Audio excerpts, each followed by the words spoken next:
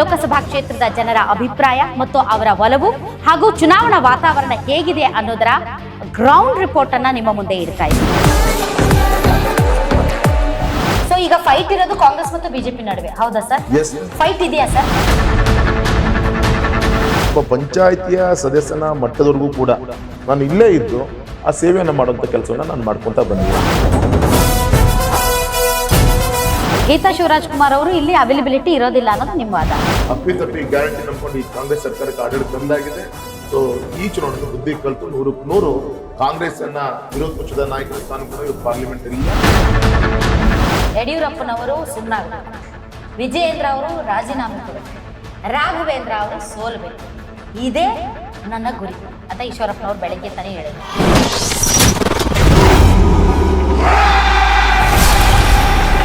ಬೊಮ್ಮಾಯಿ ಅವರು ಹುಷಾರಿಲ್ಲ, ನಾನು ಬೇಡ, ನನ್ಗೆ ಕಂಟೆಸ್ಟ್ ಮಾಡಕ್ ಆಗೋದಿಲ್ಲ ಅಂದ್ರೂ ಕೂಡ ಅವ್ರಿಗೆ ಟಿಕೆಟ್ ಕೊಡಿಸ್ಕೊಟ್ರಲ್ಲ.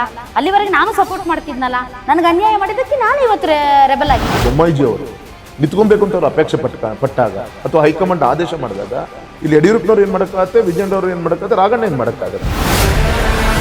ನೀವು ಗೆದ್ದ ಮೇಲೆ ಈಶ್ವರಪ್ಪ ನೋವಿದೆ ನನಗೆ. ಕಳೆದ 3 ಚುನಾವಣೆಯಲ್ಲಿ ಅವ್ರ ಆಶೀರ್ವಾದ ಸಿಕ್ಕಿದೆ ನನಗೆ. ಈ ಬಾರಿ ಅವರು ಆಶೀರ್ವಾದ ಇಲ್ಲ ಅಂತ ನನಗೆ ನೋವಿದೆ. ಆದರೆ ಇವತ್ತು ರಾಷ್ಟ್ರದ ಒಂದು ಹಿತದೃಷ್ಟಿಯಿಂದ ಇವತ್ತು ಅನಿವಾರ್ಯವಾಗಿದೆ.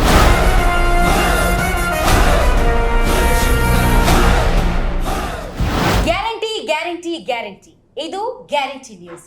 ಸುದ್ದಿ ಖಚಿತ, ನ್ಯಾಯ ನಿಶ್ಚಿತ. ವೀಕ್ಷಕರೇ, ಶಿವಮೊಗ್ಗ ಲೋಕಸಭಾ ಕ್ಷೇತ್ರದಲ್ಲಿ ನಾನಿದ್ದೇನೆ. ಶಿವಮೊಗ್ಗ ಲೋಕಸಭಾ ಕ್ಷೇತ್ರದ ಜನರ ಅಭಿಪ್ರಾಯ ಮತ್ತು ಅವರ ಒಲವು ಹಾಗೂ ಚುನಾವಣಾ ವಾತಾವರಣ ಹೇಗಿದೆ ಅನ್ನೋದರ ಗ್ರೌಂಡ್ ರಿಪೋರ್ಟ್ ಅನ್ನ ನಿಮ್ಮ ಮುಂದೆ ಇಡ್ತಾ ಇದ್ದೀನಿ. ಹಾಗೆ ನೋಡಿದ್ರೆ ಶಿವಮೊಗ್ಗ ಲೋಕಸಭಾ ಕ್ಷೇತ್ರ ಈಗ ಟ್ರಯಾಂಗ್ಯುಲರ್ ಫೈಟ್ ಅಂತ ಹೇಳಲಾಗ್ತಿದೆ. ನಿಜಕ್ಕೂ ಕೂಡ ಇಲ್ಲಿ ತ್ರಿಕೋನ ಸ್ಪರ್ಧೆ ಇದೆಯಾ ಅಥವಾ ಕಾಂಗ್ರೆಸ್, ಬಿಜೆಪಿ, ಜೆಡಿಎಸ್ ಮೈತ್ರಿ ಅಭ್ಯರ್ಥಿಯ ನಡುವೆ ಹಣಾಹಣಿ, ನೇರ ಹಣಾಹಣಿ ಇದೆಯಾ ಅಥವಾ ಫೈಟೇ ಇಲ್ವಾ? ಡೆಫಿನೆಟ್ಲಿ ಈ ವಿಚಾರಗಳನ್ನ ನಿಮ್ಮ ಮುಂದೆ ಇಡ್ತೀನಿ. ಆದ್ರೆ ಇವತ್ತು ಬಿಜೆಪಿ ಮತ್ತು ಜೆಡಿಎಸ್ ಮೈತ್ರಿ ಅಭ್ಯರ್ಥಿಯಾದಂತಹ ರಾಘವೇಂದ್ರ ಸರ್ ನಮ್ಮೊಂದಿಗಿದ್ದಾರೆ. ಟೈಟ್ ಶೆಡ್ಯೂಲ್, ಅವರು ಕೂಡ ಸಿಕ್ಕಾಪಟ್ಟೆ ಪ್ರಚಾರ ಸಭೆಗಳಲ್ಲಿ ಭಾಗವಹಿಸ್ತಾ ಇದ್ದಾರೆ. ಅದರ ಮಧ್ಯೆ ನಿಮ್ಮ ಗ್ಯಾರಂಟಿ ನ್ಯೂಸ್ ಜೊತೆ ಮಾತಾಡ್ತಾ ಇದ್ದಾರೆ. ಬನ್ನಿ ಅವರನ್ನ ವೆಲ್ಕಮ್ ಮಾಡೋಣ. ಸರ್, ತಮಗೆ ಗ್ಯಾರಂಟಿ ನ್ಯೂಸ್ ವಿಶೇಷ ಕಾರ್ಯಕ್ರಮಕ್ಕೆ ಸ್ವಾಗತ. ಎಸ್, ಶಿವಮೊಗ್ಗ ಲೋಕಸಭಾ ಕ್ಷೇತ್ರ ಹೆಂಗೆ ಅಂದ್ರೆ ಇದು 2 ಫ್ಯಾಮಿಲಿಗಳ ನಡುವಿನ ಒಂದು ಜಿದ್ದಾಜಿದ್ದಿ ಕಣ ಅಂತ ಕಳೆದ ಹಲವಾರು ಎಲೆಕ್ಷನ್ ಗಳಲ್ಲಿ ಪ್ರೂವ್ ಆಗಿದೆ. ಸರಿ, ಅಫ್ಕೋರ್ಸ್ ಯಡಿಯೂರಪ್ಪ ಅವರ ಫ್ಯಾಮಿಲಿಗೆ ಮೇಲುಗೈ ಆಗಿದೆ. ಈಗ ಹೊಸ ಎಂಟ್ರಿ ಆಗಿದೆ, ದಟ್ ಈಸ್ ಈಶ್ವರಪ್ಪನವರು. ಟ್ರಯಾಂಗ್ಯುಲರ್ ಫೈಟ್ ಸರ್ ಇದು? ಹಾಗೇನಿಲ್ಲ, ಇದು ಸ್ಟ್ರೈಟ್ ಫೈಟ್ ಇದು. ಮತ್ತೆ ತಾವು ಕೇಳಿದಂಥ ಪ್ರಶ್ನೆಗೆ ಒಂದೇ ಒಂದು ನಾನು ಕರೆಕ್ಷನ್ ಅಂದೇನು ಅಂದರೆ, ಯಾವುದೇ ಫ್ಯಾಮಿಲಿಗಳ ಮಧ್ಯೆ ನಡೀತಿರೋಂಥ ಚುನಾವಣೆ ಅಲ್ಲ. ಅವರು ಹಿಂದೆ JDS ಕಾಂಗ್ರೆಸ್ನ ಅಭ್ಯರ್ಥಿ ಆಗಿದ್ದರು. ಈ ಬಾರಿ BJP ಮೈತ್ರಿ JDS ಚುನಾವಣೆ ನಡೀತಾ ಇದೆ. 2 ಸಿದ್ಧಾಂತಗಳ ಮಧ್ಯೆ ನಡೀತಿರೋಂಥ ಚುನಾವಣೆ ಇದು. ಹಾಗೆ ಯಾವುದೇ ಕುಟುಂಬ ಪ್ರಶ್ನೆ ಇಲ್ಲ. ಗೌರವಂತ ಬಂಗಾರಪ್ಪನವರು ನಮಗೂ ಕೂಡ ಮಾರ್ಗದರ್ಶಕರು. ನಮ್ಮಲ್ಲೂ ಕೂಡ 5 ವರ್ಷ ಇದ್ದು BJPಯಲ್ಲಿದ್ದು ಕೆಲಸ ಮಾಡಿದಂಥ ಹಿರಿಯರು. ಆ ಕುಟುಂಬದ ಬಗ್ಗೆ ಗೌರವ ಇದೆ, ಗಿದ್ದಕ್ಕನ ಬಗ್ಗೆ ಗೌರವ ಇದೆ. ಇದು ಯಾವುದು ಕೂಡ ಕುಟುಂಬದ ಬಗ್ಗೆ ನಡೀತಿರುವಂತ ಚುನಾವಣೆ ಇದೆ ಅಲ್ಲ, ಇದು ಸಿದ್ಧಾಂತಗಳ ಮಧ್ಯೆ ನಡೀತಿರೋದು. ಅಲ್ಲ, ಡೆಫಿನೆಟ್ಲಿ ಸರ್, ಸಿದ್ಧಾಂತಗಳು ಮತ್ತು ಪಕ್ಷಗಳ ನಡುವೆ ನಡೀತಾ ಇರೋದು. ಆದ್ರೆ ಸಾಲು ಎಲೆಕ್ಷನ್ಗಳಲ್ಲಿ ಬಂಗಾರಪ್ಪ ಅವರ ಪುತ್ರಿ ಮತ್ತು ನೀವು, ಇದು ಒಂದ್ ರೀತಿ ಆ ದೃಷ್ಟಿಯಿಂದಲೂ ಕೂಡ ನೋಡಬಹುದಾದಂತಹ ಒಂದು ಚುನಾವಣಾ. ಸರ್, ಸಿದ್ಧಾಂತಗಳ ನಡುವಿನ ಚುನಾವಣೆ ಅಂತ ಹೇಳ್ತಾ ಇದ್ರಿ. ಆದ್ರೆ ಕಳೆದ ಲೋಕಸಭೆ ಚುನಾವಣೆಯಲ್ಲಿ JDS ವಿರುದ್ಧ ಫೈಟ್ ಮಾಡಿದ್ರಿ, ಆ ಸಿದ್ಧಾಂತದ ವಿರುದ್ಧ ಫೈಟ್ ಮಾಡಿದ್ರಿ. ಇವಾಗ ಆ ಸಿದ್ಧಾಂತವನ್ನ ಒಪ್ಪಿಕೊಂಡು ತಬ್ಬಿಕೊಂಡು ಮುಂದಕ್ಕೆ ಹೋಗ್ತಾ ಇದ್ದೀರಾ. ಸೊ ಇದು ಯಾವ ರೀತಿ ಸಿದ್ಧಾಂತ ಸರ್? ಜಾತ್ಯತೀತ ಜನತಾ ದಳ ಗೌರವಿತ ಮಾಜಿ ಪ್ರಧಾನಮಂತ್ರಿ ದೇವೇಗೌಡಜಿ ಅವರಿಗೆ ಅನಿಸಿದೆ ಹೊತ್ತು ನಿಜವಾದ ಜಾತ್ಯತೀತ ಏನಾದ್ರು ಇದೆ ಅಂದ್ರೆ ಅದು ಭಾರತೀಯ ಜನತಾ ಪಕ್ಷದಲ್ಲಿ. ಇಷ್ಟು ದಿನ ಕೋಮುವಾದಿ ಅಂತ ಹೇಳಿ ನಮ್ಮನ್ನ 2 ಧರ್ಮಗಳ ಮಧ್ಯೆ ದೂರ ಮಾಡಿ ರಾಜಕಾರಣ ಮಾಡುವಂತ ಕೆಲಸವನ್ನ ಕಾಂಗ್ರೆಸ್ ಸರ್ಕಾರ ಮಾಡ್ಕೊಂತ ಬಂತು. ಹಾಗಾಗಿ ದೇವೇಗೌಡ ಅಂತ ಹಿರಿಯರು ಕೂಡ ಇವತ್ತು ಕಾಂಗ್ರೆಸ್ ಇತರ ಶಕ್ತಿಗಳು ಒಂದಾಗಬೇಕು ದೇಶದಲ್ಲಿ ಅಂತೇಳಿ ಕರೆ ಕೊಟ್ಟಾಗ, ಇವತ್ತು ಮೋದಿಜಿಯವರಿಂದ ಮಾತ್ರ ಸಾಧ್ಯ ಈ ದೇಶವನ್ನು ನಡೆಸಲಿಕ್ಕೆ, ಕಡುಬಡವರಿಗೆ ನೆರಳನ್ನು ಕೊಡಲಿಕ್ಕೆ ಅಂತೇಳಿ ಇವತ್ತು ಆಶೀರ್ವಾದನ ಮಾಡಿದಾಗ, ಯಾವುದೋ ಒಂದು ಯೋಗ ಇವತ್ತು ನನಗೆ ದೊಡ್ಡ ಒಂದು ದೇಶದಲ್ಲಿ, ರಾಜ್ಯದಲ್ಲಿ, ಇವನ್ ನನ್ನ ಕ್ಷೇತ್ರದಲ್ಲೂ ಕೂಡ ದೊಡ್ಡ ಒಂದು ಆನೆ ಬಲ ಬಂದಂಗೆ ಆಗಿದೆ ಅಂತ ನಾನು ಹೇಳಲಿಕ್ಕೆ. ಹೌದು ಸರ್, ಯಾಕಂದ್ರೆ ಕುಮಾರಸ್ವಾಮಿ ಅವರು ಕೂಡ ಪ್ರಚಾರ ಕಾರ್ಯದಲ್ಲಿ ಇವತ್ತು ಬಂದಿದ್ದಾರೆ. ಆಮೇಲೆ ಮಂಡ್ಯಗೆ ಹೋಗಿದ್ದೆ ಸರ್ ನಾನು. ಮಂಡ್ಯದಲ್ಲಿ ಬಿಜೆಪಿ ಕಾರ್ಯಕರ್ತರು ಎಷ್ಟರ ಮಟ್ಟಿಗೆ ಇನ್ವಾಲ್ವ್ ಆಗಿದ್ದಾರೆ ಮತ್ತು ತುಮಕೂರಿನಲ್ಲಿ ಬಿಜೆಪಿಯ ಕಾರ್ಯಕರ್ತರು ಎಷ್ಟು ಮಟ್ಟಿಗೆ ಇನ್ವಾಲ್ವ್ ಆಗಿದ್ದಾರೆ. ಅದೇ ರೀತಿ ಇವತ್ತು JDS ಕಾರ್ಯಕರ್ತರು ತಮ್ಮ ವಿಚಾರದಲ್ಲಿ ಎಲ್ಲರೂ ಕೂಡ ಸಭೆ ಸೇರಿ ಎಷ್ಟೊಂದು ಜನ ಸಾವಿರಾರು ಸಂಖ್ಯೆಯಲ್ಲಿ ಬಂದಿರೋದನ್ನ ನೋಡಿದ್ರೆ ಸರ್, ಇದು ಒಬ್ರಿಗೊಬ್ರು ಏನು ನೀವು ಆ ಸಿದ್ಧಾಂತಗಳನ್ನ ಒಪ್ಪಿಕೊಂಡಿರೋದು ವಿಸಿಬಲ್ ಇದೆ ಸರ್. ಸೊ ಈಗ ಫೈಟ್ ಇರೋದು ಕಾಂಗ್ರೆಸ್ ಮತ್ತು ಬಿಜೆಪಿ ನಡುವೆ, ಹೌದಾ ಸರ್? Yes ma'am. ಫೈಟ್ ಇದೆಯಾ ಸರ್? ಸಹಜ. ಯಾವುದೇ ಒಂದು ಚುನಾವಣೆ ಇದ್ದಾಗ ಎದುರುಗಡೆ ಇರುವಂಥ ಪಕ್ಷ ಅಥವಾ ರಾಜಕೀಯ ವಿರೋಧಿ ಯಾವ ಅಸ್ತ್ರಗಳನ್ನು ಹಾಕ್ತಾರೆ ಇದೆಲ್ಲದೂ ಕೂಡ ನಾವು ಸನ್ನದ್ಧರಾಗಿರ್ಬೇಕಾಗತ್ತೆ. ಆದರೆ ಇಷ್ಟು ಮಾತ್ರ ಹೇಳ್ತೀನಿ, ಚುನಾವಣೆ ಬಂದಾಗ ಮನೆ ಬಾಗಿಲನ್ನು ತೆಕ್ಕೊಂಡು ಮನೆಯಲ್ಲಿ ಬಾಡಿಗೆ ಮಾಡಿಕೊಂಡು ರಾಜಕಾರಣ ಮಾಡೋಂಥ ಕಲ್ಚರ್ ನಮ್ದು ಯಾವುದು ಕೂಡ ಅಲ್ಲ. ಒಂದು ಕಾರ್ಯಕರ್ತರ ಒಂದು ಪರಿಶ್ರಮದಿಂದ ಕಟ್ಟಿದಂಥ ಒಂದು ಪಕ್ಷ. ನಾನು ಕೂಡ ಅದು ಯಾರು ಕೂಡ ಒಂದು ವೇದಿಕೆ ಮೇಲೆ ಒಂದು ಮಾತು ಹಂಚ್ಕೊತಾ ಇರ್ತೇನೆ. MP full form member of parliament, member of panchayat ಅಂತ ನಾನು ತಮಾಷೆ ಮಾಡ್ತಾ ಇರ್ತೀನಿ. ಅಂದರೆ ಒಬ್ಬ ಪಂಚಾಯಿತಿಯ ಸದಸ್ಯನ ಮಟ್ಟದವರೆಗೂ ಕೂಡ ನಾನು ಇಲ್ಲೇ ಇದ್ದು ಆ ಸೇವೆಯನ್ನು ಮಾಡುವಂಥ ಕೆಲಸವನ್ನು ನಾನು ಮಾಡ್ಕೊತಾ ಬಂದಿದ್ದೀನಿ. ಅಕಸ್ಮಾತ್ ಬೆಳಗ್ಗೆ ದೇವರಿಗೆ ಪೂಜೆ ಮಾಡ್ಲಿಕ್ಕೆ ಆಗದೇನೂ ಇರ್ಬೋದು, ಆದರೆ ಬಡವರ ಕಣ್ಣೀರು ಒರೆಸ್ಕೊಂಡು ಬಡವರ ಬಸತಿ ಹೋಗಿ ಕೆಲಸ ಮಾಡುವಂಥ ಪ್ರಾಮಾಣಿಕ ಪ್ರಯತ್ನ ನಾನು ಮಾಡ್ಕೊಂಡ್ಬಂದಿದ್ದೀನಿ. ಆ ಪ್ರೀತಿ ಇದೆ. ಮತ್ತು ಸನ್ಮಾನ್ಶ್ಯುತ ಯಡಿಯೂರಪ್ಪನವರು, ಸನ್ಮಾನ್ಶ್ಯುತ ನರೇಂದ್ರ ಮೋದಿಜಿಯವರು ಕೊಟ್ಟಂಥ ಅಭಿವೃದ್ಧಿ ಕಾರ್ಯ ಇದೆಲ್ಲದೂ ಕೂಡ ಇವತ್ತು ನಮ್ಮ ಕ್ಷೇತ್ರದಲ್ಲಿ ಪಾಸಿಟಿವ್ ವಿಚಾರಗಳನ್ನ ಇಟ್ಕೊಂಡು ನಾವು ಇವತ್ತು ಹೋಗ್ತಾ ಇದ್ದೀವಿ. ಸರ್, ನೀವಂದ್ರೆ ಈಗ ನಾನು ಇಲ್ಲೇ ಇರ್ತೀನಿ, ಸ್ಥಳೀಯರ ಅಂದ್ರೆ ಪಂಚಾಯತ್ ಮೆಂಬರ್ ತರನೇ ಇರಬೇಕು ಅಂತ ಅಂದ್ರೆ ಹೊರಗಡೆ ಮನೆ ಮಾಡ್ಕೊಂಡು ಇವಾಗ ಬಂದು ಎಲೆಕ್ಷನ್ಗೋಸ್ಕರ ಕಂಟೆಸ್ಟ್ ಮಾಡ್ತಾ ಇದ್ರು ಗೀತಾ ಶಿವರಾಜ್ಕುಮಾರ್ ಅವರು, ಆಬ್ವಿಯಸ್ಲಿ ಹೌದಲ್ರಿ ಸರ್? ಸೊ ಗೀತಾ ಶಿವರಾಜ್ಕುಮಾರ್ ಅವರು ಇಲ್ಲಿ ಅವೈಲಬಿಲಿಟಿ ಇರೋದಿಲ್ಲ ಅನ್ನೋದು ನಿಮ್ಮ ವಾದ? ಅಂದ್ರೆ ಇರಲ್ಲ. ನಾನು ಹಾಗೇನು ಹೇಳ್ತಾ ಇಲ್ಲ. ಯಡಿಯೂರಪ್ಪನವರು ಸೋತಾಗೂ ನೋಡಿದ್ದೀನಿ, ಗೆದ್ದಾಗೂ ನೋಡಿದ್ದೀನಿ. ಗೆದ್ದಾಗ ಹಿಗ್ದೆ, ಸೋತಾಗ ಕುಗ್ದೆ, ಬೆನ್ ತೋರಿಸ್ದೆ. ಆ ಸಂದರ್ಭದಲ್ಲೂ ಕೂಡ ಜನರ ಧ್ವನಿಯಾಗಿ ಕೆಲಸ ಮಾಡಿದ್ದು ನಮ್ಮ ತಂದೆ ನಾನು ನೋಡಿದ್ದೀನಿ. ಅಂಥವ್ರೊಬ್ಬ ಮಗನಾಗಿ ನಾನು ಎಲ್ಲ ರೀತಿಯಿಂದ ರಾಜಕಾರಣ ನೋಡಿದ್ದೀನಿ. ಜನ ಇವತ್ತು ಚರ್ಚೆ ಮಾಡ್ತಾ ಇದ್ದಾರೆ. ಸರ್, ಯಡಿಯೂರಪ್ಪನವರು ಸುಮ್ಮನಾಗಬೇಕು, ವಿಜಯೇಂದ್ರ ಅವರು ರಾಜೀನಾಮೆ ಕೊಡಬೇಕು, ರಾಘವೇಂದ್ರ ಅವರು ಸೋಲಬೇಕು, ಇದೇ ನನ್ನ ಗುರಿ ಅಂತ ಈಶ್ವರಪ್ಪನವರು ಬೆಳಗ್ಗೆ ತಾನೇ ಹೇಳಿದ್ರು. ತುಂಬ ಸಂತೋಷ. ಅವರೆಲ್ಲ ಪ್ರಶ್ನೆಗಳಿಗೆ ನಾಳೆ ಬಂದ ಚುನಾವಣೆಯಲ್ಲಿ ನಮ್ಮ ಪ್ರಜ್ಞಾವಂತ ಮತದಾರರು ಮತಗಳ ಮುಖಾಂತರ ಉತ್ತರ ಕೊಡುವಂತ ಕೆಲಸನ ಮಾಡ್ತಾರೆ. ಸರ್, ಈಗ ಇನ್ನೊಬ್ಬ ಅಭ್ಯರ್ಥಿ ಬಂಡಾಯವಾಗಿ ಬಿಜೆಪಿಯ ಬಂಡಾಯ ಆಗಿ ಅದು ಸನ್ಮಾನ್ಯ ಈಶ್ವರಪ್ಪನವರು ಸ್ಪರ್ಧೆ ಮಾಡ್ತಾ ಇದ್ದಾರೆ ಓನ್ಲಿ ಬಿಕಾಸ್ ಆಫ್ ಯಡಿಯೂರಪ್ಪನವರು, ಯಡಿಯೂರಪ್ಪನವರ ಫ್ಯಾಮಿಲಿ, ಯಡಿಯೂರಪ್ಪನವರ ಕುಟುಂಬ ರಾಜಕಾರಣ, ಯಡಿಯೂರಪ್ಪನವರ ಮಕ್ಕಳು ಅಂತ. ಸರ್, ಇದನ್ನೇ ಚುನಾವಣಾ ಒಂದು ಅಸ್ತ್ರವಾಗಿ ಅಥವಾ ಇದನ್ನೇ ಚುನಾವಣಾ ಉದ್ದೇಶವಾಗಿ, ಇದನ್ನೇ ಚುನಾವಣೆಯ ವಸ್ತುವಾಗಿ ಫೈಟ್ ಮಾಡ್ತಾ ಇರೋದು ನೋಡಿದ್ರೆ ಸರ್, ಅದೇನಾದ್ರು ನಿಮ್ಗೆ ಡ್ರಾಬ್ಯಾಕ್ ಆಗುತ್ತೆ? ಬಿಜೆಪಿ ಬಂಡಾಯ ಅಭ್ಯರ್ಥಿ ಅಲ್ಲೇ ಅಲ್ಲ, 20 ಜನರ ಪಕ್ಷೇತರ ಪಟ್ಟಿಯೊಳಗೆ ಇರುವಂತ ಅವರು ಒಬ್ಬರ ಸ್ವತಂತ್ರ ಅಭ್ಯರ್ಥಿ. he is not a rebel from BJP party. he is also one of the independent candidate. that's all. ಹಾಗಾಗಿ ಇವತ್ತು ರಾಷ್ಟ್ರೀಯತೆ ವಿಚಾರಗಳನ್ನು ಇಟ್ಕೊಂಡು ನಮ್ಮ ಮಹಿಳೆಯರ, ಕಡುಬಡವರ, ಒಂದು ರೈತರ ಒಂದು ಏಳಿಗೆಗೋಸ್ಕರ ದೃಷ್ಟಿಕೋನವನ್ನು ಇಟ್ಕೊಂಡು ಕೆಲಸ ಮಾಡ್ತಿರುವಂಥ ಭಾರತೀಯ ಜನತಾ ಪಕ್ಷ. ಸೊ ಅದರ ಬಗ್ಗೆ ಮತ್ತೆ ನಾನು ಒಬ್ಬ ಅಧಿಕೃತ ಭಾರತೀಯ ಜನತಾ ಪಕ್ಷದ ಒಬ್ಬ ಅಭ್ಯರ್ಥಿಯಾಗಿ ನಾನು ಗೆದ್ದು ಹೋದಾಗ ಮಾತ್ರ ಮೋದಿಜಿಯವರಿಗೆ ಪರವಾಗಿ ನಾನು ಕೈ ಎತ್ತಬಹುದೇ ಹೊರತು ನಾನು ಮೋದಿಜಿಯವ್ರ ಭಾವಚಿತ್ರವನ್ನು ಹಾಕೊಂಡು ನಾನು ಚುನಾವಣೆ ಮಾಡ್ತೀನಿ, ನನ್ನನ್ನು ಗೆಲ್ಲಿಸ್ರಿ ಅಂತ ಹೇಳಿದ್ರೆ ಜನ ಅಷ್ಟು ಬುದ್ಧಿವಂತರಿದ್ದಾರೆ. ನಾನು ಮೋದಿ ಅವ್ರ ಕೈ ಬಲಪಡಿಸಬೇಕು, ನಾನು ಆಯ್ಕೆಯಾಗಿ ಮೋದಿ ಅವರಿಗೆ ಆ ಗೆಲುವನ್ನ ಸಮರ್ಪಿಸಬೇಕು, ಮತ್ತೆ ನಾನು ಬಿಜೆಪಿಗೆ ಬರಬೇಕು ಅಂತಿದ್ದಾರೆ ಅವರು. ಫೈನ್. ಈಗ ಬಿಜೆಪಿ ಬೇರೆ ಅಲ್ಲ, ಹಿಂದುತ್ವ ಬೇರೆ ಅಲ್ಲ. ಮೋದಿಜಿಯವ್ರು ಬೇರೆ ಅಲ್ಲ, ಹಿಂದುತ್ವ ಬೇರೆ ಅಲ್ಲ. ಮೋದಿಜಿಯವರೇ ಬಂದು ಕೈ ಮುಗಿದು ವಿನಂತಿಯನ್ನ ಮಾಡಿಕೊಂಡು ನಮ್ಮ ಅಭ್ಯರ್ಥಿ ನಮ್ಮ ರಾಘಣ್ಣನ ಆಶೀರ್ವಾದನ ಮಾಡಬೇಕು ಅಂತೇಳಿ ದೊಡ್ಡ 2 ಲಕ್ಷ ಜನ ಗ್ಯಾದರ್ ಅಲ್ಲಿ ನನಗೆ ಆಶೀರ್ವಾದ ಮಾಡಿ ಹೋಗಿದ್ದಾರೆ. ನಾಳೆ ಗೌರವಿತ ರಾಷ್ಟ್ರೀಯ ಅಧ್ಯಕ್ಷರು ನಡ್ಡಾಜಿ ಬರ್ತಾ ಇದ್ದಾರೆ. ಹಾಗಾಗಿ ನಮ್ಮ ಬಿಜೆಪಿಗಿಂತ ಇನ್ನೊಂದು ಇಂಡಿಪೆಂಡೆಂಟ್ ಪರ್ಯಾಯ ಹಿಂದುತ್ವ, ಇನ್ನೊಂದು ಇದೆಲ್ಲದೂ ಕೂಡ ಜನ ನೋಡ್ತಾ ಇರಿ. ನಕಲಿ ಹಿಂದುತ್ವ ಯಾವುದು, ಅಸಲಿ ಹಿಂದುತ್ವ ಯಾವುದು ಅಂತ ಗೊತ್ತಾಗುತ್ತೆ. ಒಂದು ವೇಳೆ ನಾನೇನಾದ್ರೂ ಗೆದ್ದರೆ ಯಾರ್ದು ನಕಲಿ ಹಿಂದುತ್ವ ಅನ್ನೋದು ಜನನೇ ಸಾಬೀತು ಮಾಡ್ಬಿಡ್ತಾರೆ. ಜನಕ್ಕೆ ಈಗಾಗಲೇ ಕ್ಲಿಯರ್ ಆಗಿದೆ. ಹಿಂದುತ್ವವನ್ನ ನಮ್ಮ ವೈಯಕ್ತಿಕ ಸಾಧನಕ್ಕೋಸ್ಕರ ನಾವು ಉಪಯೋಗಿಸ್ಕೊಂತ ಇರೋದು. ಇವತ್ತು ಯಡಿಯೂರಪ್ಪನವರು ರಾಷ್ಟ್ರೀಯ ಸ್ವಯಂ ಸೇವಕ ಸಂಘದ ಪ್ರಚಾರಕರಾಗಿ ಶಿಕಾರಿಪುರಕ್ಕೆ ಬಂದು ಶಾಖೆಯನ್ನ ಕಟ್ಟಿ ಅವತ್ತಿನ ಗುಂಡೂರಾವ್ ಕಾಲದಲ್ಲಿ ಜೀತದಾಳಗಳ ಹೋರಾಟ, ಬಗರ್ಹುಕುಂ ಹೋರಾಟ ಇದೆಲ್ಲ ನೋಡಿ ಅವತ್ತು ರಾಜಕೀಯ ಕ್ಷೇತ್ರಕ್ಕೆ ಬಂದು ಇವತ್ತು ಕರ್ನಾಟಕದಲ್ಲಿ ದಕ್ಷಿಣ ಭಾರತದಲ್ಲಿ ಮೊದಲನೇ ಭಾರತೀಯ ಜನತಾ ಪಕ್ಷ ಸರ್ಕಾರ ತಂದದ್ದು ಸನ್ಮಾನ್ಯ ಯಡಿಯೂರಪ್ಪನವರು. ತದನಂತರ ಉಗ್ರಗಾಮಿಗಳು ಕಾಶ್ಮೀರಲ್ಲಿ ತಾಯಿಯ ಎದೆಹಾಲನ್ನು ಕುಡಿದಂಥವ್ರು ಯಾರಾದರೂ ಇದ್ರೆ ಇಲ್ಲಿ ಬಂದು ರಾಷ್ಟ್ರಧ್ವಜನ ಹಾರಿಸಿ ಅಂತ ಹೇಳಿದಾಗ ಇದೇ ಯಡಿಯೂರಪ್ಪನವರು ಅವರ ಜೊತೆಗೆ ಭಾಗವಹಿಸಿ ಟೆರರಿಸ್ಟ್ಗಳ ಗ್ರೆನೇಡ್ ದಾಳಿಗೂ ಕೂಡ ತಪ್ಪಿಸ್ಕೊಂಡು ಬಂದಿದ್ದು ಯಡಿಯೂರಪ್ಪನವರು. ಇದೇ ಉಮಾಭಾರತಿ ಅವರ ನೇತೃತ್ವದಲ್ಲಿ ಈದ್ಗಾ ಮೈದಾನದಲ್ಲಿ ಧ್ವಜಾರೋಹಣ ಮಾಡಬೇಕು ಅಂತ ಅವಾಗ ನಿಂತಿದ್ದು ಯಡಿಯೂರಪ್ಪನವರು. ಇದೇ ಯಡಿಯೂರಪ್ಪನವರು ರಾಮ ಮಂದಿರದಲ್ಲಿ ರಾಮನ ನಿರ್ಮಾಣ ಆಗಬೇಕು ದೇವಾಲಯ ಅಂತ ಹೇಳಿದಾಗ 2 ಬಾರಿ ಕರಸೇವಕ್ಕೆ ಹೋಗಿ ಅದು ಕರಸೇವಕರ ಕೆಲಸ ಮಾಡಿದ್ದು ಇದೇ ಯಡಿಯೂರಪ್ಪನವರು. ಇದೇ ಯಡಿಯೂರಪ್ಪನವರು ಗೋಹತ್ಯೆ ನಿಷೇಧದ ಬಗ್ಗೆ ಸರಿಯಾದ ಒಂದು ಕಾನೂನು ತಂದು ಬಿಗಿ ಮಾಡಿ ಪೊಲೀಸ್ ಸ್ಟೇಷನ್ ಬೇಲ್ ಸಿಗಬಾರ್ದು ಅಂತ ಕಾನೂನು ತಂದಿದ್ದು ಇದೇ ಯಡಿಯೂರಪ್ಪನವರು. ಇದೇ ನಮ್ಮ ಗ್ರಾಮೀಣ ಪ್ರದೇಶದಲ್ಲಿ ಒಬ್ಳು ಹೆಣ್ಮಗಳು ಭ್ರೂಣ ಹತ್ಯೆಗೆ ತುತ್ತಾಗ್ತಾ ಇದ್ಲು. ಏನಾದರೂ ಮಾಡಿ ಹೆಣ್ಣು ಮಗುವಿನ ಭ್ರೂಣ ಹತ್ಯೆಯನ್ನ ನಿಲ್ಲಿಸಬೇಕು ಅಂತೇಳಿ ಭಾಗ್ಯಲಕ್ಷ್ಮಿ ಅಂತೇಳಿ ಯೋಜನೆಯನ್ನ ಜಾರಿಗೆ ತಂದು ಇವತ್ತು 48 ಲಕ್ಷ ತಾಯಂದಿರಿಗೆ ಆ ಮಗುಗೆ 1.25 ಲಕ್ಷ ಇವತ್ತಿನ ಹಣ ಜಮಾ ಆಗ್ತಿದೆಯಲ್ಲ, ಅದು ಹಿಂದುತ್ವ ನಿಮ್ಮ ಯಡಿಯೂರಪ್ಪನವರು. ಇದೇ ಹೆಣ್ಮಕ್ಳಿಗೆ ರಕ್ಷಣೆ ಕೊಡೋಕ್ಕೋಸ್ಕರ ಅವ್ರಿಗೆ ಸೈಕಲ್ ಕೊಟ್ಟು ವಿಶ್ವಾಸ ತುಂಬಿದಂತ ಕೆಲಸ ಮಾಡಿದ್ದು ಇದೇ ಯಡಿಯೂರಪ್ಪನವರು. ಹಾಗಾಗಿ ಹಿಂದುತ್ವ ಬಗ್ಗೆ ಕೇವಲ ನಮ್ಮ ಚುನಾವಣೆ ಭಾಷಣಕ್ಕೋಸ್ಕರ ಸೀಮಿತ ಆಗಿದೆ. ನಮ್ಮ ರಕ್ತದಲ್ಲಿ ಹರಿದ ಹಿಂದುತ್ವ ಅದು ನಮ್ಮ ಜೀವದಲ್ಲಿ ಅಳವಡಿಸ್ಕೊಂಡಿದ್ದೀವಿ. ನಾನು ಕೂಡ ಒಂದು ರಾಷ್ಟ್ರೀಯ ಸ್ವಯಂ ಸೇವಕ ಸಂಘದಲ್ಲಿ ಶಾಲೆಯಲ್ಲಿ ವಿದ್ಯಾಭ್ಯಾಸ ಮಾಡಿ ಬಂದಂಥವನು. ಇವತ್ತಲ್ಲಿ ಕಾರ್ಯಕರ್ತರಿಗೆ ಅನ್ನ ಸಾರು ಬಡಿಸಿ ಇವತ್ತೊಬ್ಬ ಕಾರ್ಯಕರ್ತನಾಗಿ, ಶಿಕಾರಿಪುರದ ಪುರಸಭಾ ಅಧ್ಯಕ್ಷನಾಗಿ, ಶಿಕಾರಿಪುರದ ಶಾಸಕನಾಗಿ, 3 ಬಾರಿ ಸಂಸತ್ ಸದಸ್ಯನಾಗಿ ಹಂತ ಹಂತವಾಗಿ ನಾನು ಮೆಟ್ಲನ್ನು ಹತ್ಕೊಂಡು ಈ ಸಾರ್ವಜನಿಕ ಕ್ಷೇತ್ರದಲ್ಲಿ ಕೆಲಸವನ್ನು ಮಾಡ್ತಾ ಇದ್ದೀನಿ.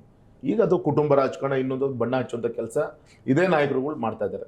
ಇದೇ ಮೊನ್ನೆ 2 ವಾರ ಕೆಳಗೆ ಚುನಾವಣೆ ಘೋಷಣೆ ಹಾಕಿದ್ದ ಮೊದಲು ರಾಘಣ್ಣನನ್ನ 5 ಲಕ್ಷ ಅಂತರದಲ್ಲಿ ಗೆಲ್ಲಿಸಿ ಎಷ್ಟು ಲೀಡ್ ಕೊಡ್ತಿರೋ ಅವರು ಕೇಂದ್ರದ ಒಂದು ದೊಡ್ಡ ಸ್ಥಾನದಲ್ಲಿ ಬರ್ಲಿಕ್ಕೆ ಸಾಧ್ಯ ಇದೆ ಅಂತೇಳಿ ಭಾಷಣ ಮಾಡಿದಂಥವ್ರು. 2 ವಾರದಲ್ಲಿ ಅವ್ರ ಮಾತು ಬದಲಾವಣೆ. ನೀವು ಹೇಳಿದ್ರಂತಲ್ಲ ಸರ್, ಗದಗ ಹಾವೇರಿ ಲೋಕಸಭಾ ಕ್ಷೇತ್ರದಲ್ಲಿ ನಿಮ್ಮ ಮಗನ ಟಿಕೆಟ್ ಕೊಡಿಸ್ತೀವಿ, ಫೈನಲ್ ಆಗ್ಬಿಟ್ಟಿದೆ, ಈಗ ಕೊಡ್ತಾರೆ ನಾಳೆ ಕೊಡ್ತಾರೆ ಅಂತ ಹೇಳಿದವರು ಇದಕ್ಕಿದಂತೆ ತಪ್ಪಿಸ್ಬಿಟ್ರಲ್ಲ. ಬೊಮ್ಮಾಯಿ ಅವರು ಹುಷಾರಿಲ್ಲ, ನಾನು ಬೇಡ, ನನ್ಗೆ ಕಂಟೆಸ್ಟ್ ಮಾಡಕ್ ಆಗೋದಿಲ್ಲ ಅಂದ್ರೂ ಕೂಡ ಅವ್ರಿಗೆ ಟಿಕೆಟ್ ಕೊಡಿಸ್ಬಿಟ್ರಲ್ಲ. ಅಲ್ಲಿವರೆಗೆ ನಾನು ಸಪೋರ್ಟ್ ಮಾಡ್ತಿದ್ನಲ್ಲ, ನನಗೆ ಅನ್ಯಾಯ ಮಾಡಿದ್ದಕ್ಕೆ ನಾನು ಇವತ್ತು ರೆಬಲ್ ಆಗಿದ್ದೀನಿ. ತುಂಬಾ ಸಂತೋಷ. ಅದು ನಿಮ್ಗೆ ಗೊತ್ತಿರಲಿ, ನಮ್ಮ ಮನೆ ಬಂದಿದ್ದು ನಿಜ, ನಾನು ಒಂದು ತಂದೆ ಇದ್ದಿದ್ದು ನಿಜ. ಪೂಜ್ಯ ಈಶ್ವರಪ್ಪನವರು ಅವರ ಮಗ ಕಾಂತೇಶ್ವರ ಒಟ್ಟಿಗೆ ಬಂದಾಗ 1 ತಿಂಗಳಿಂದ ಹಾವೇರಿ ಜಿಲ್ಲೆಯಲ್ಲಿ ಓಡಾಡಿದ್ದಾರೆ. 1 ತಿಂಗಳಿಂದ ಓಡಾಡಿದ್ದಾರೆ ಯಡಿಯೂರಪ್ಪನವರೇ. ಈ ಬಾರಿ ಅವ್ರಿಗೆ ಸೀಟು ಕೊಡಿಸ್ಬೇಕು, ಪ್ರಚಾರನೂ ಕೂಡ ಮಾಡಬೇಕು. ವಾತಾವರಣ ತುಂಬಾ ಚೆನ್ನಾಗಿದೆ. ನಾನು ಕೂಡ ಡೆಲ್ಲಿಗೆ ಹೋಗಿ ಬಂದಿದ್ದೀನಿ, ನಾನು ಸಂಬಂಧಪಟ್ಟವ್ರ ಹತ್ರ ಮಾತಾಡಿದ್ದೀನಿ ಅಂತ ಹೇಳಿದ್ದು ಮಾತು ಸತ್ಯ. ಇದು ಒಂದು ನಮ್ಮನೆ ಗೌರವಪೂರ್ವ ಬಂದಾಗ ಯಡಿಯೂರಪ್ಪನವ್ರ ಅವ್ರ ವಯಸ್ಸಿಗೆ ಆಶೀರ್ವಾದನೆ ಮಾಡ್ಬೇಕಾದ ಅವ್ರ ಕರ್ತವ್ಯ. ನಾನು ನಿಮ್ ಜೊತೆಗಿದ್ದೀನಿ ಈಶ್ವರಪ್ಪನವರೇ, ಎಲ್ಲಾ ರೀತಿಯಿಂದ ಪ್ರಯತ್ನ ಮಾಡಿ ಅಂತ ಹೇಳಿದ್ದು ಯಡಿಯೂರಪ್ಪನವ್ರು ಹೇಳಿದ್ದು ಸತ್ಯ ಇದೆ. ನಾವು ಇಲ್ಲ ಅಂತ ನಾವೇನು ಹೇಳ್ತಾ ಇಲ್ಲ. ಆದ್ರೆ ಇದ್ರ ಮೇಲೂ ಕೂಡ ನಮಗೆ ಹೈಕಮಾಂಡ್ ಅಂತ ಇದೆ, ರಾಷ್ಟ್ರೀಯ ಚುನಾವಣಾ ಸಮಿತಿ ಇದೆ, ಸರ್ವೆ ರಿಪೋರ್ಟ್ ಇದೆ. ಗೌರವಂತ ಪ್ರಧಾನಮಂತ್ರಿಗಳು, ಗೌರವಂತ ನಡ್ಡಾಜಿಯವರು, ನಮ್ಮ ಅಮಿತ್ ಶಾಜಿಯವರ ಇರೋಂಥ ನಮ್ಮ ಪ್ರಹ್ಲಾದ್ ಜೋಶಿಯವರು, ಇಡೀ ನಮ್ಮ ಚುನಾವಣಾ ಸಮಿತಿ ಇದ್ದಾಗ ನಮ್ಮ ಸಂಘಟನಾ ಕಾರ್ಯದರ್ಶಿಗಳು ಇರ್ತಾರೆ. ಅಲ್ಲಿ ಬರೀ ಯಡಿಯೂರಪ್ಪನವರು ಒಬ್ಬ ರಾಷ್ಟ್ರೀಯ ನಾಯಕರಾಗಿ, ವಿಜೇಂದ್ರ ಅವರು ಒಬ್ಬ ರಾಜ್ಯಾಧ್ಯಕ್ಷರಾಗಿ ಇಬ್ಬರೇ ತೀರ್ಮಾನ ತೊಗೊಳಕ್ಕಾಗತ್ತಾ? ಎಲ್ಲರೂ ಕೂಡ ಚರ್ಚೆ ಮಾಡ್ತಾರೆ, ಸರ್ವೆ ರಿಪೋರ್ಟ್ ನೋಡ್ತಾರೆ. ಅಲ್ಲಿ ಬೇಡ ಅಂತ ಹೇಳಿದ್ಮೇಲೆ ಯಾರು ಏನೂ ಮಾಡ್ಲಿಕ್ಕೆ ಬರಲ್ಲ. ನಮ್ಮ ಹೈಕಮಾಂಡ್ ತೀರ್ಮಾನ ಆದ್ಮೇಲೆ ಮೊನ್ನೆಯವರು ಕೂಡ ಅವ್ರಿಗೆ ಬೇಕಾದ ಪೂರಕವಾದಂತ ವಾತಾವರಣ ಸೃಷ್ಟಿ ಮಾಡಿದ್ ನಿಜ. ನಾವು ಎಲ್ಲಿ ಹಾವೇರಿಯಲ್ಲಿ ಒಬ್ಬ ಸುಪ್ರೀಂ ಕೋರ್ಟ್ ಅಡ್ವೊಕೇಟ್ ನಿಲ್ಬೇಕು ಅಂತ ಬೇಡಪ್ಪ ನಮ್ ಕಾಂತೇಶ್ ನಿಲ್ತಾನೆ, ಒಬ್ಬರು ಮಾಜಿ ಮಂತ್ರಿಗಳು ನಿಲ್ಲ ಕೊಟ್ಟಿದ್ರು ಬೇಡಪ್ಪ ನಮ್ ಕಾಂತೇಶ್ ನಿಲ್ತಾನೆ. ಇಷ್ಟವರಿಗೆಲ್ಲ ರೀತಿಯಿಂದ ಕೈ ಜೋಡಿಸಿದ್ವಿ. ಆದ್ರೆ ಕೊನೆ ಹಂತಕ್ಕೆ ನಮ್ಮ ಗೌರವಾನ್ವಿತ ಒಬ್ಬ ನಿಕಟಪೂರ್ವ ಮುಖ್ಯಮಂತ್ರಿ ಬೊಮ್ಮಾಯಿಜಿ ಅವರು ನಿಂತ್ಕೊಬೇಕು ಅಂತ ಅವ್ರು ಅಪೇಕ್ಷೆ ಪಟ್ಟಾಗ ಅಥವಾ ಹೈಕಮಾಂಡ್ ಆದೇಶ ಮಾಡಿದಾಗ ಇಲ್ಲಿ ಯಡಿಯೂರಪ್ಪನವ್ರು ಏನ್ ಮಾಡಕ್ಕಾಗತ್ತೆ, ವಿಜೇಂದ್ರ ಅವ್ರು ಏನ್ ಮಾಡಕ್ಕಾಗತ್ತೆ, ರಾಘಣ್ಣ ಏನ್ ಮಾಡಕ್ಕಾಗತ್ತೆ. ಹಾಗಾಗಿ ತಪ್ಪನ್ನ 100 ಸತಿ ಅದನ್ನ ಸುಳ್ಳನ್ನ 100 ಸತಿ ಹೇಳಲಿಕ್ಕೆ ಜನರ ಮುಂದೆ ಇವತ್ತೇನು ಪ್ರಯತ್ನ ಮಾಡ್ತಾ ಇದ್ದಾರೆ. ಸಹಜ, ಒಂದು ರಾಜಕೀಯ ವಿರೋಧಿಯ ಒಂದು ಕೊನೆಯ ಅಸ್ತ್ರನೇ ಅಪಪ್ರಚಾರ ಅಂತ ಹೇಳ್ತಾರೆ. ಆ ಕೆಲಸ ಮಾಡ್ತಾ ಇದ್ದಾರೆ.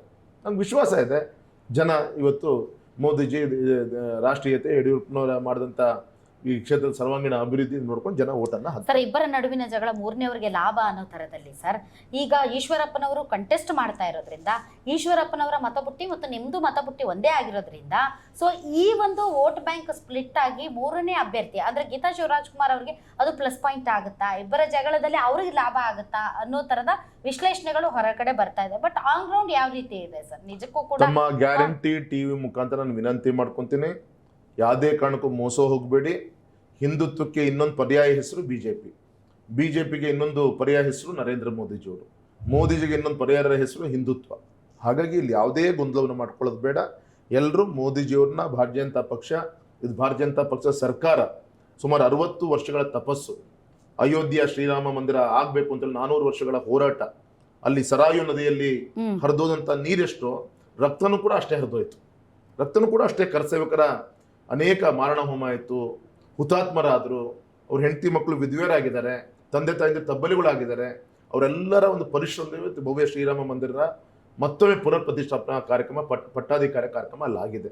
ಹಾಗಾಗಿ ರಾಮನ ಪಟ್ಟಾಧಿಕಾರ ಮಾಡಿದಂಥ ಮೋದಿಜಿಯವ್ರನ್ನ ಮತ್ತೊಮ್ಮೆ ಈ ಬಾರಿಯ ಚುನಾವಣೆಯಲ್ಲಿ ಪಟ್ಟಾಧಿಕಾರವನ್ನ ಮಾಡಿ ಪ್ರಧಾನಮಂತ್ರಿ ಸ್ಥಾನದಲ್ಲಿ ಕೂರಿಸುವಂತ ದೊಡ್ಡ ಹೊಣೆಗಾರಿಕೆ ನಮ್ಮ ಪಕ್ಷದ ಕಾರ್ಯಕರ್ತರ ಮೇಲಿದ್ದಾಗ ಈ ರೀತಿ ಯಾರೋ ಹೇಳ್ಕೊಂಡು ಓಡೋಂಥಕ್ಕೆ ಅದಕ್ಕೆ ಅವಶ್ಯಕತೆ ಇಲ್ಲ. ಮತ್ತು ವಿಶೇಷವಾಗಿ ಆರ್ಟಿಕಲ್ 370 ಸಣ್ಣ ವಿಚಾರನ welcome to Indian delegates for Kashmir ಅಂತೇಳಿ ಟೆರರಿಸ್ಟ್ಗಳು ಬ್ಯಾನರ್ ಹಾಕ್ತಾ ಇದ್ರು. ಅಂದ್ರೆ ಕಾಶ್ಮೀರಕ್ಕೆ ಭಾರತೀಯರ ಸಂಬಂಧನೇ ಇಲ್ಲ ಅನ್ನೋ ರೀತಿಯಲ್ಲಿ ಅವ್ರ ನಡವಳಿಕೆ ಇದ್ದಾಗ ಶ್ಯಾಮ್ ಪ್ರಸಾದ್ ಮುಖರ್ಜಿ ನಮ್ಮ ಜನಸಂಘದ ಕಾಲದ ಅಧ್ಯಕ್ಷರು ಅವ್ರು ಕೊನೆ ಉಸಿರನ್ನು ಹೇಳಿದ್ರು. ಯಾಕೆ ಹೇಳಿದ್ರು, ಹ್ಯಾಕ್ ಸಾವಾಯಿತು, ಇವತ್ತು ಕೂಡ ನಮಗೆ ಇತಿಹಾಸ ಸಿಕ್ಕಿಲ್ಲ. ಇವತ್ತು ಅಂತ ಹುತಾತ್ಮರ ಒಂದು ತಪಸ್ಸೇನಿತ್ತು, ಇವತ್ತು ಅದು ಕಾರ್ಯರೂಪಕ್ಕೆ ತರುವಂಥ ಕೆಲಸ ಮೋದಿಜಿಯವ್ರು ಮಾಡಿದ್ಮೇಲೆ ಇನ್ನೊಂದು ಪರಿಹಾರ ಹಿಂದುತ್ವ ಅಂತ ಕೇಳಕ್ಕೆ ಸಾಧ್ಯನಾ? ಅದೊಂದು ರಾಷ್ಟ್ರೀಯ ಪಕ್ಷ BJP ಹಿಂದುತ್ವದ ಎಲ್ಲ ಕನಸುಗಳನ್ನ 1, 2, 3, 4 ಇಂಪ್ಲಿಮೆಂಟೇಷನ್ ಮಾಡಿದ್ದಾರೆ. ನಾಳೆ ಕಾಮನ್ ಸಿವಿಲ್ ಕೋಡ್ ತರ್ತಾ ಇದ್ದಾರೆ. ಇವತ್ತು ಕೂಡ ನಮ್ಮ ದೇಶದಲ್ಲಿ ಅಲ್ಪಸಂಖ್ಯಾತರಿಗೆ ಇವತ್ತು ರಕ್ಷಣೆ ಕೊಡಬೇಕಾದಂಥ, ಇವತ್ತು ಬೇರೆ ದೇಶಗಳಲ್ಲಿರುವಂಥ ಹಿಂದೂಗಳು ಏನು ಅಲ್ಪಸಂಖ್ಯಾತರಾಗಿದ್ದಾರೆ, ಅವರು ಕೂಡ ರಕ್ಷಣೆ ಸಿಗಬೇಕಾಗಿದೆ. ಈ ದಿಕ್ಕಲ್ಲಿ ಬರುವಂಥ ದಿನದಲ್ಲಿ ಪ್ರವೃತ್ತಿ ಆಗಿರೋದು ನಮಗೆಲ್ಲರೂ ಕೂಡ ಗೊತ್ತಂತ ವಿಚಾರ. ಹಾಗಾಗಿ ಇವತ್ತು BJP ಆಲ್ಟರ್ನೇಟಿವ್ ಹಿಂದುತ್ವ ನನ್ನ ಹತ್ರ ಇದೆ, ಮೋದಿಜಿಗೆ ಆಲ್ಟರ್ನೇಟಿವ್ ಹಿಂದುತ್ವ ಇದೆ. ಮತ್ತೆ ಇದು ಕೇವಲ ಯಡಿಯೂರಪ್ಪ ಸಾಹೇಬರಿಗೆ ನಮ್ಮ ಕುಟುಂಬದ ಬಗ್ಗೆ ಮಾತಾಡ್ತಿರೇ ಹೊರತು ನಿಜವಾದ ಬಂದೂಕನ್ನು ಇಟ್ಟಿರೋದು ನಮ್ಮ ಹೈಕಮಾಂಡಿಗೆ. ಅವ್ರು ಇಟ್ಟಿರೋದು ಗುರಿ ಹೈಕಮಾಂಡ್ಗೆ ಇಟ್ಟಿರೋದು. ಅವ್ರಿಗೆ ಜನ ಏನ್ ಹೇಳೋದು, ಅವ್ರ ಹೆಗಲ ಮೇಲೆ ಬಂದೂಕಿಟ್ಟು ಗುರಿ ಮಾಡ್ತಾ ಇರೋದು ಯಡಿಯೂರಪ್ಪನವ್ರಿಗೆ, ಯಡಿಯೂರಪ್ಪನವ್ರ ಫ್ಯಾಮಿಲಿಗೆ. ಯಾಕೆ ಅಂದ್ರೆ ಈಶ್ವರಪ್ಪನವ್ರು ಮಾತಾಡ್ತಾ ಇಲ್ಲ. ಈಶ್ವರಪ್ಪನವರ ಹಿಂದೆ ಬಹಳಷ್ಟು ಜನ ಪ್ರಭಾವಿ ಮುಖಂಡರು BJPಯಲ್ಲಿ ಇರೋವರೇ ಮಾತಾಡ್ತಾ ಇರೋದು, ಅವ್ರನ್ನ ಮುಂದೆ ಬಿಟ್ಟಿರೋದು.